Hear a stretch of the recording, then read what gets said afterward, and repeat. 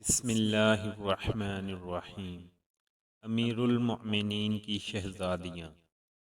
عید کی آمد آمد تھی۔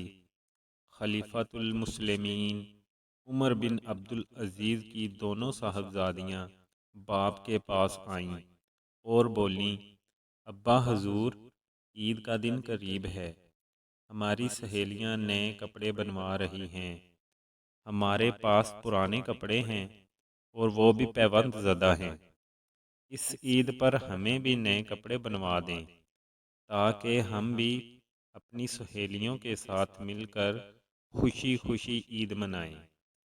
دونوں شہزادیاں وقت کے خلیفہ سے سوال کر رہی تھیں اور خلیفہ سر جھکائے خاموش بیٹھے تھے۔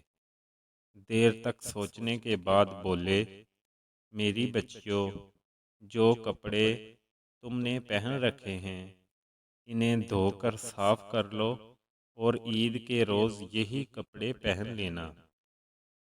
نہیں بابا جان، یہ تو بہت پرانے اور پیوند زدہ کپڑے ہیں، آپ ہمیں نئے کپڑے بنوا دیں، دونوں بچیوں نے ضد کرتے ہوئے کہا۔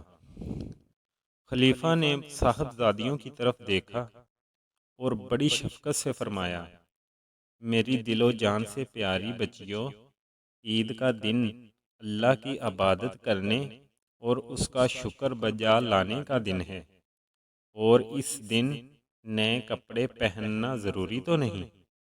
بابا جان، آپ کا فرمان بالکل سچ اور درست ہے، لیکن ہماری سہیلیاں اور دوسری لڑکیاں ہمیں طعنے دیں گی کہ تم امیر المؤمنین کی بیٹیاں اور وقت کی شہزادیاں ہو، پھر بھی عید پر پرانے اور پیوند زدہ کپڑے پہن رکھے ہیں۔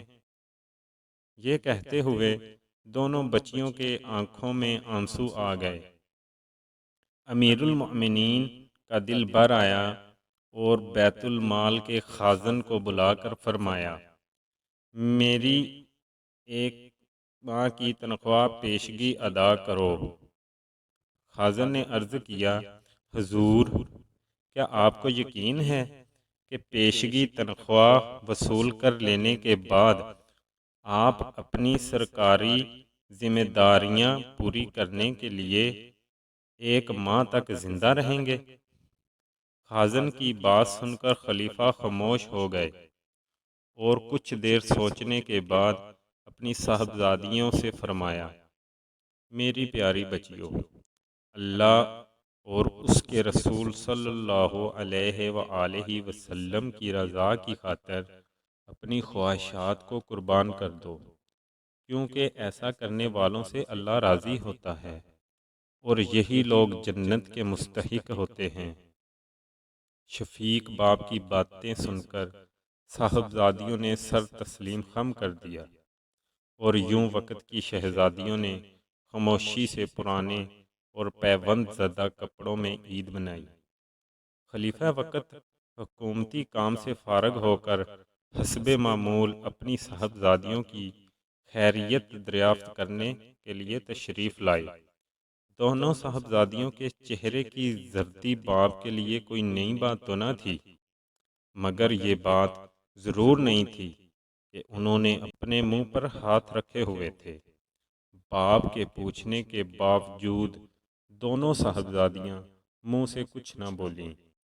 خلیفہ کو جب یہ معلوم ہوا کہ آج گھر میں کھانے کے لیے کچھ بھی نہ تھا، اس لیے دونوں بچیوں نے کچے پیاز کھا کر بھوک مٹائی ہے اور اپنے باپ سے پیاز کی بو چھپانے کے لیے منہ پر ہاتھ رکھے ہوئے ہیں۔